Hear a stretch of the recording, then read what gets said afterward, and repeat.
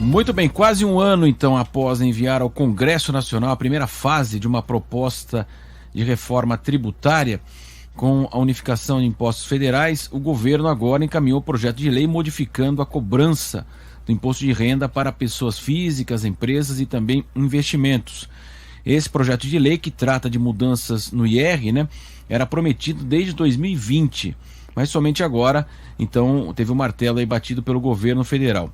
O relator, que é o Celso Sabino, ele fez uma série de mudanças aí em relação à reforma do imposto de renda e, inclusive, as microempresas foram retiradas agora. Nessa última semana houve essa informação. E, segundo o relator, as mudanças vão resultar em uma redução de 57 bilhões na arrecadação de impostos em 2 anos. E para falar sobre esse tema aí, que vai mexer com todo mundo, porque vai mexer com as empresas e, é claro, quando uma lei afeta uma empresa, o consumidor vai ser afetado na sequência, se vai cobrar mais ali, vai sobrar para alguém, Infelizmente sempre acaba sobrando para o consumidor. Nós vamos conversar agora com o tributarista Harley Henares, que vai conversar conosco para tentar explicar um pouco esse tema bastante delicado aí em relação à reforma tributária tão prometida, mas sempre adiada aqui no Brasil. Bom dia, senhor. Bom dia, tudo bem? Tudo bem. Queria que o senhor falasse então dessa proposta. Houve uma grande crítica, essa última, essa mudança no imposto de renda, com a alegação de que haveria uma redução para o imposto de renda da pessoa jurídica, mas ao mesmo tempo os setores aí envolvidos perceberam que haveria uma mudança significativa, um aumento de carga tributária. É isso mesmo? Exatamente. O pacote da reforma tributária proposto efetivamente não é uma boa reforma tributária. Na realidade, não acho nem que seja um pacote, não seja nem uma reforma tributária. Nós estamos diante de um pacote de medidas tributárias desencontradas, que efetivamente vão levar mais a um aumento de carga tributária do que a uma situação de economia tributária. Mariana? Muito bem, seja muito bem-vindo aqui ao Pan News. Eu gostaria de que o senhor falasse um pouquinho, porque o ministro da Educação, Paulo Guedes, ele reiterou que o eixo principal dessa reforma vai ser derrubar os impostos sobre as empresas e os assalariados. Gostaria de ouvir a sua percepção sobre esse assunto. Essa reforma, ela traz, muito bem colocado, uma grande proposta: corrigir a tabela do imposto de renda da pessoa física. Mas para fazer essa correção da tabela do imposto de renda de R$ 1.900 para R$ 2.500 na primeira faixa de isenção, ela tem um preço muito caro, que é tributar os dividendos retirados pelos sócios, pelos acionistas das empresas, em mais 20%. Ora, nós estamos no momento pós-pandemia, aliás, durante a pandemia, em que não se há possibilidade de falar em aumento de carga tributária. Isso vai desestruturar todo o sistema. Nós vamos ter um aumento. Vamos imaginar, por exemplo, uma empresa no lucro presumido. Com essa proposta de reforma, aliás, com esse pacote de medidas, as empresas no lucro presumido, que são as empresas prestadoras de serviço, por exemplo, que empregam mais de 50% da mão de obra no Brasil, vão implodir. Porque imagine vocês, sociedades de médicos, sociedades de engenheiros, arquitetos, advogados e profissionais liberais. Quando eles se estruturam numa sociedade de lucro presumido, por exemplo, que é uma tributação simplificada, ora, aquela receita que ele tem no consultório médico dele, que já é tributada no lucro presumido pelo imposto de renda, vai passar a ser tributada em mais 20% pela tributação do dividendo, quando ele receber da pessoa jurídica dele esse valor que na realidade é retirada para ele sobreviver como profissional. Ele retira da pessoa jurídica e passa para o bolso da pessoa física. Esse mesmo dinheiro que antes era tributado somente na pessoa jurídica, em regra, em 5% do valor da receita dessa pessoa jurídica, passará agora a ser tributado em mais 20%. Ora, se nós levarmos em consideração essa situação, o grande problema que eu vejo aqui, a todos os telespectadores, é que nós estamos no momento em que, para empresas prestadoras de serviço, ou para empresas de uma forma geral, para os profissionais liberais, que pagam hoje aproximadamente 5% de imposto de renda e mais 3,65% de PIS e COFINS, se aprovado esse pacote de medidas do projeto 2337 e mais o pacote de medidas de unificação do PIS e da COFINS, aquilo que é 365 de PIS e COFINS sobe para 12%, quase quadruplica. E aquilo que era aproximadamente 5%, 6% de carga tributária de imposto de renda, vai passar praticamente para 25%, 26%. Ou seja, nós estamos falando de uma carga tributária de 8% que vai passar para 32%, 33%. A carga tributária vai quadruplicar. E por que, nesse momento de crise, em que nós precisamos estimular a injeção de capital na economia, nós precisamos estimular uma desoneração da tributação da folha de salários, nós vamos aumentar a carga tributária do setor produtivo, vamos afugentar os investimentos, vamos complicar a legislação tributária?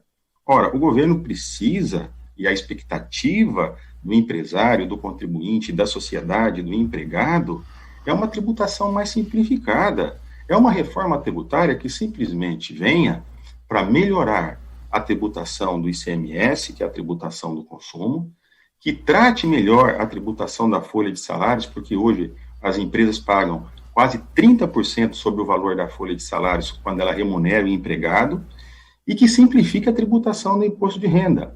Ao contrário, nós não temos, na proposta do governo, algo claro em relação à tributação sobre o consumo.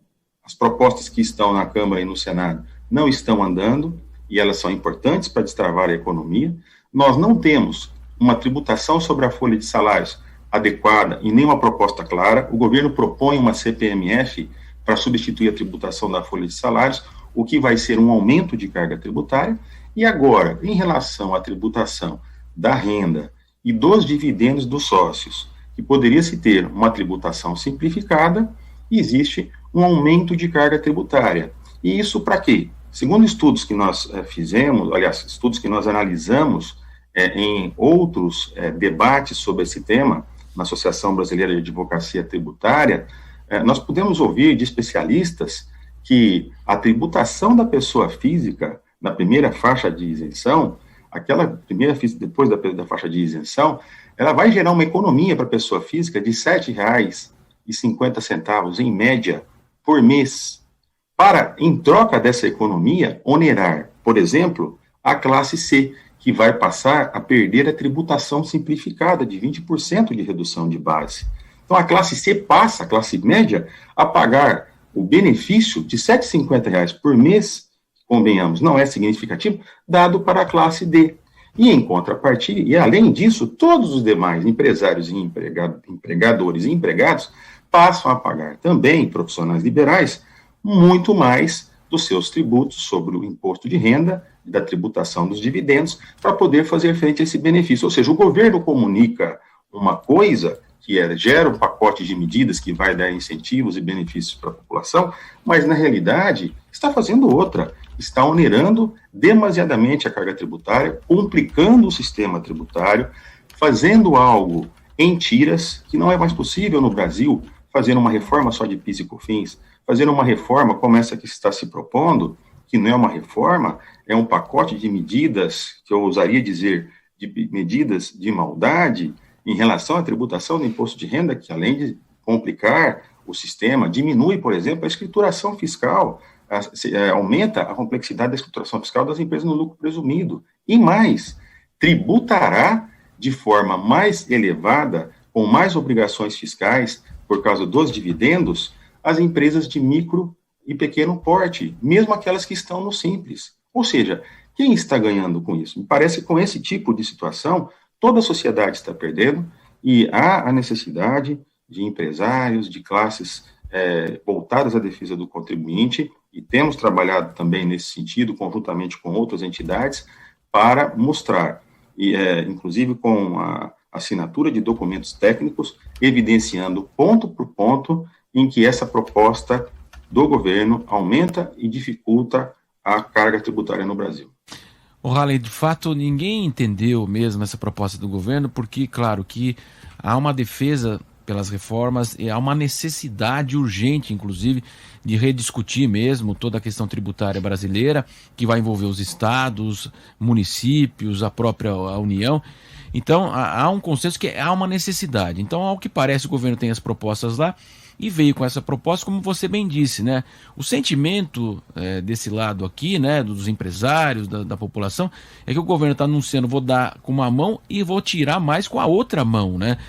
Ao mesmo tempo, quando ele fala assim, eu vou tirar aqui, mas vou compensar aqui, então por que vai fazer algo para compensar de uma outra forma? Então, não existe de fato um equilíbrio, né? Se vai fazer isso aqui para compensar aquilo. Então, a real necessidade desse pacote passa a ser muito questionada mesmo, né? Exatamente.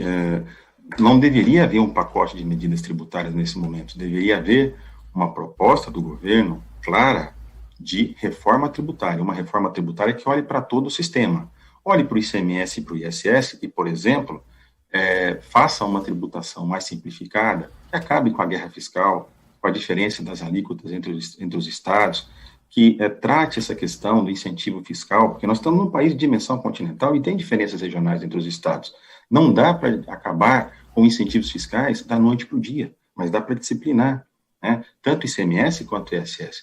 É preciso, como eu disse, que haja uma proposta de tributação da folha de salários que reduza a alíquota para aquelas empresas que empreguem mais e paguem melhor seus empregados, porque elas podem e têm condições de ter uma alíquota progressiva. Quanto mais ela emprega e melhor ela paga, menos ela paga de tributo, né? Quanto mais emprega e melhor paga os seus empregados, menos paga de tributo.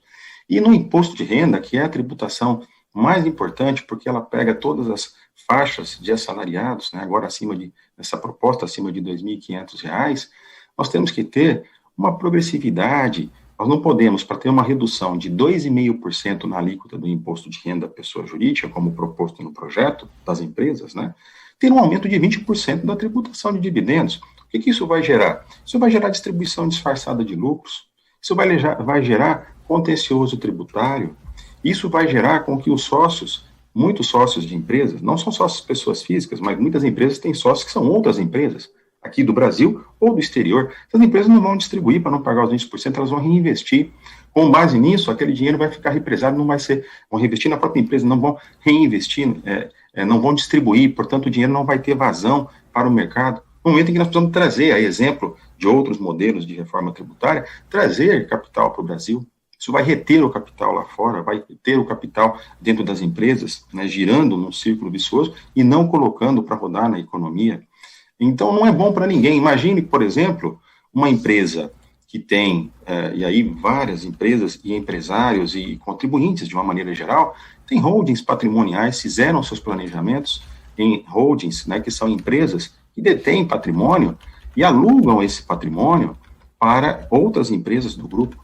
Esse aluguel agora, se passar esse projeto, não pode mais essas holdings patrimoniais estarem submetidas ao lucro presumido, que é vantajoso, vão ter que ser submetidas ao lucro real, que para elas, que não têm grandes despesas a deduzirem, vai gerar um aumento de imposto, e mais, ainda vai pagar o que não pagava quando distribuir para o acionista, mais 20% na tributação de dividendos. Então isso inviabiliza também toda uma estrutura de empresas imobiliárias no Brasil, no momento em que o setor de agronegócio, setor de construção civil e alguns outros setores estão segurando o Brasil.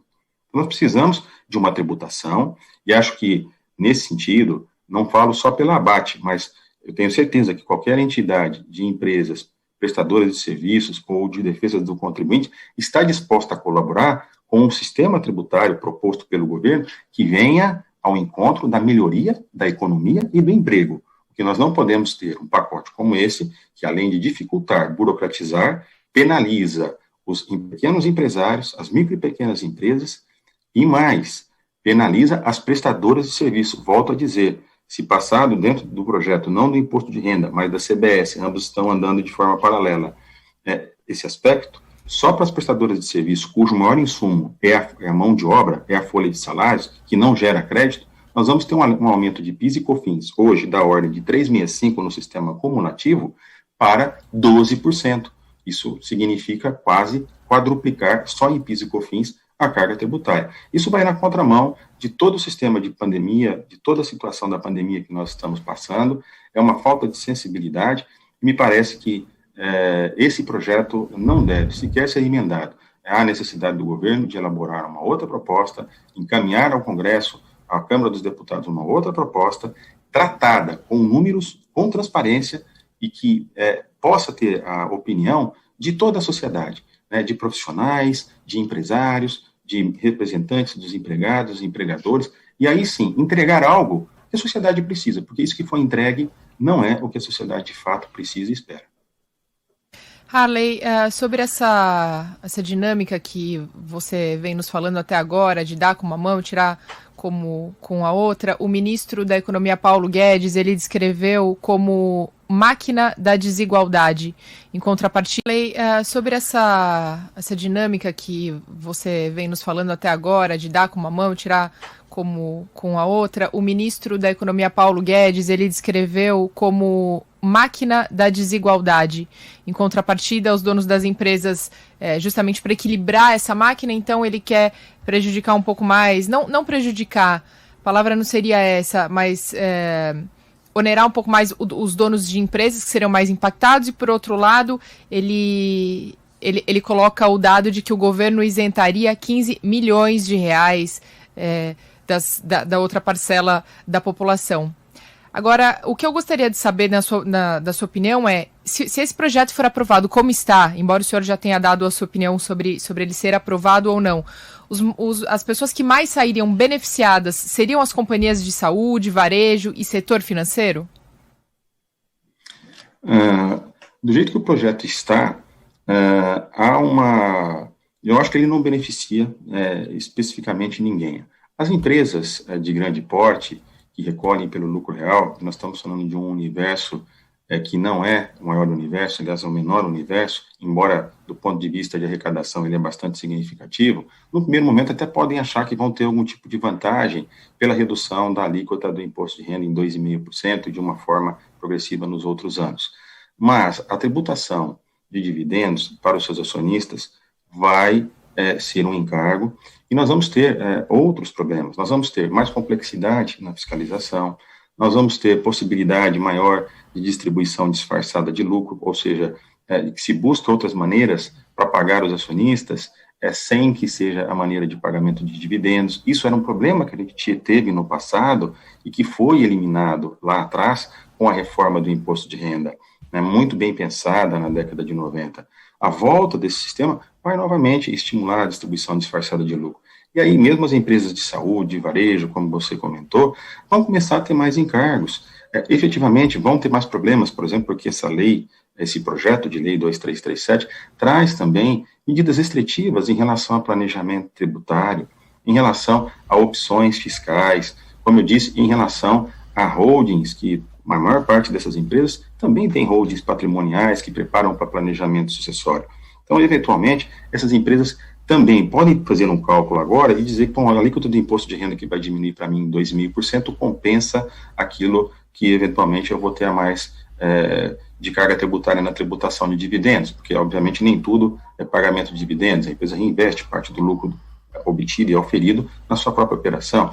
Mas, a longo prazo, e levando em consideração o sistema como um todo, eu acho que essas empresas também não vão ser beneficiadas. E mais, acho que o que ela gera na economia, em termos distorsivos, impacta diretamente o consumidor dessas empresas também. Então, aí nós entramos num ciclo vicioso. Enfim, eu não vejo nesse projeto, nem para as empresas que estão no lucro real, qualquer tipo de benefício.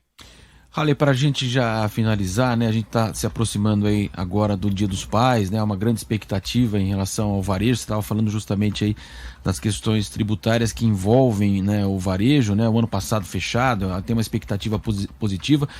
De fato, o governo prometeu ao longo aí da campanha, do início, no terceiro ano, que haveria redução de carga tributária. A gente sabe, como você bem explicou, né, o mais baixa renda é que mais paga impostos aí, principalmente cesta básica, varejo. Por que até agora o governo prometeu e redução mesmo não houve na carga tributária? É muito importante para que haja uma redução na carga tributária, principalmente pensando no varejo. O principal tributo que impacta o varejo é o ICMS, PIS e COFINS, que tem a característica de tributo sobre o consumo. Esses tributos, enquanto não passarem por uma visão de reforma tributária, que, como eu disse, está paralisada na Câmara, em relação a se institui no Brasil um sistema igual ao da Europa, que é o IVA, modelo europeu, ou um imposto sobre bens e serviços, nós vamos continuar tendo esse tipo de problema que nós temos com o ICMS, com guerras fiscais, com alíquotas elevadas, dependendo de onde as empresas que estão ligadas ao varejo compram, se da região norte, se da região nordeste ou do sudeste, por causa da diferença de alíquota, complexidade de apuração, problemas em relação ao comércio eletrônico dessas empresas. A gente sabe que essas empresas cada vez mais têm utilizado plataformas de e-commerce. A tributação do e-commerce no Brasil também não está claro. Há propostas em relação à tributação pelo ICMS, tem propostas em relação à contribuição da receita bruta dessas plataformas. Então, enquanto nós não tivermos uma equalização pelo governo dessas situações e encaminhar para o Congresso não fatias em relação ao imposto de renda ou em relação a PIS e COFINS, como essa que foi feita, por exemplo, ainda falando do varejo, se eu faço a unificação de PIS e COFINS, que hoje representa 9,25% da receita bruta dessas empresas, isso não significa nada. Eu já tenho basicamente PIS e COFINS uma coisa só. Já se fala PIS e COFINS e a alíquota é de 9,25%, eu vou aumentar ainda para 12%. Então eu não estou beneficiando o setor de varejo. O que eu acho que é preciso mesmo é uma reforma sobre esses tributos, sobre o consumo, diminuir um pouco da complexidade da fiscalização em relação a isso, dar mais segurança para essas empresas, ter um sistema de alíquota que evite a guerra fiscal e permitir ainda a utilização de incentivos fiscais, alíquotas reduzidas para determinados tributos do varejo, porque nem todos os tributos, seja comércio eletroeletrônico, seja alimentos, nem todos os tributos são iguais à renda que o contribuinte pode comprar. Aquilo que ele vai gastar numa cesta básica não é aquilo que ele vai gastar eventualmente uma vez por ano comprando uma garrafa de vinho ou uma garrafa de champanhe. Então, óbvio que a gente tem que ter uma alíquota de tributação diferenciada, seletiva, não dá para igualar todo tipo de alíquota, muito menos sem uma transição. Então, me parece que o varejo precisa, sim, de incentivos, precisa que a economia gere mais resultados. Nós temos hoje no agronegócio ainda a nossa principal mola propulsora, mas o varejo é extremamente importante, até porque está ligado ao consumo. O que a gente não pode é tirar a renda do profissional liberal e também a renda da classe C, que é uma das maiores consumidoras do varejo, através do aumento da tributação da renda dela, através de uma tributação de dividendos disfarçada. Eu acho que, ou através da diminuição desses 20% que eu disse, da tributação simplificada, quem ganha mais que 40 mil reais no Brasil vai passar a perder se esse projeto passar. Quem ganha mais que 40 mil não terá mais tributação simplificada com a redução da base de 20%. Obviamente, pagar 20% a mais de imposto para quem já está esfolado, ele vai deixar de consumir nesse varejo para o qual nós estamos falando. A gente observa, Halli, agora só para a gente concluir mesmo, praticamente parece que existe uma queda de braço aí entre a indústria, o comércio, nesse momento, infelizmente aí com o ministro Paulo Guedes, a área da economia, né? Sim, seria muito importante essa queda de braço entre o Ministério da Economia e os segmentos mais representativos da sociedade, empresarial e contribuintes, ela não é boa para ninguém. Nós temos que ter, nesse momento, principalmente de necessidade de saúde pública, de problemas ligados à economia, problemas graves ligados à economia, o governo não pode ficar vivendo de refis, vivendo de transação tributária. É importante em que ele faça algo preventivo, e é um momento de união. Então, por exemplo, nós podemos falar de uma reforma tributária que vai aumentar a alíquota do ICMS, eventualmente, para cobrir outras frentes e acabar com o para acabar com o ISS, unificando ICMS e ISS, sem ter números. Aqui, em que momento, pergunto eu, o governo expôs os números sobre a tributação do consumo e o que poderia melhorar em termos de carga tributária ou em termos de arrecadação? Então, me parece que é necessária uma união, uma discussão desses números, portanto, transparência, e é necessário que as próprias entidades empresariais também estejam unidas. Há ainda uma polarização entre comércio e indústria de um lado e serviços do outro, por causa de interesses ainda não homogêneos, que dificulta esse próprio diálogo com o governo. E por que isso? Porque as empresas prestadoras de serviço têm no seu grande insumo a folha de salários. Então, ela não tem crédito, por exemplo, de ICMS. Se houver um aumento de alíquota de ICMS, ela vai ser prejudicada, porque vai pagar ou mais ICMS ou mais ISS. não tem condições, no caso do PIS e da COFINS, vai pagar muito mais. Então, me parece que é importante uma solução, por isso que eu comentei e concluo o meu raciocínio dizendo o seguinte: é importante uma solução, nesse âmbito de reforma tributária, não pode haver uma lacuna na tributação do principal insumo das prestadoras de serviço, que é a folha de salários, que não houve uma proposta clara sobre isso. Se houver um arranjo claro em relação a esse assunto, da folha de salários, que não seja CPMF, eu tenho certeza que haverá um concerto harmônico de interesses entre serviço, indústria e comércio e, portanto, um diálogo mais claro e transparente com o Ministério da Economia e, por sua vez, do Ministério da Economia com essas entidades, trazendo números para que se possa fazer a simulação adequada do aumento da carga tributária por setor, como você disse, em relação ao varejo, e tem outros setores também extremamente importantes, para que, a partir daí, possa se dar um encaminhamento estrutural, um encaminhamento sistemático, e acabar com essa história, que nós precisamos mudar a página no Brasil, de fazer mudanças por tiras, por determinados tributos, e chamar isso de reforma tributária, porque isso são apenas pacotes específicos de medidas de aumento de carga tributária. Nós agradecemos a participação do advogado Haley Henares, que é tributarista da Associação Brasileira de Advocacia Tributária, a ABAT. Haley, muito obrigado pela sua participação aqui na programação da Jovem Pan. Até mais. Até mais, obrigado. Nós vamos agora a um rápido intervalo e já voltamos aqui com o Pan